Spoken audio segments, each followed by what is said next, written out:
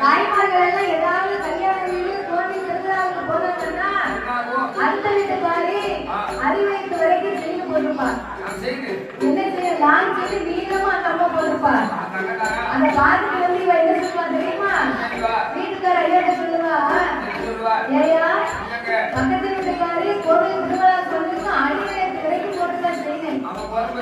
10 நாளைக்குள்ள நீரு எனக்கு அதே மாதிரி ஒரு செய்தி வாங்கி வந்தாதான் முடியும். அப்படி இல்லைன்னு வையோ நான் இப்பவே உத்தரவுல கைத்த போட்டுவேன் அப்படின்பா. அவர் கடனை உடனே வாங்கி கொடுப்பாரு. அதைத்தான் பொண்ணு ஆசை இருப்பார்கள். 3வது ஆசை ரொம்ப முக்கியமான ஆசை.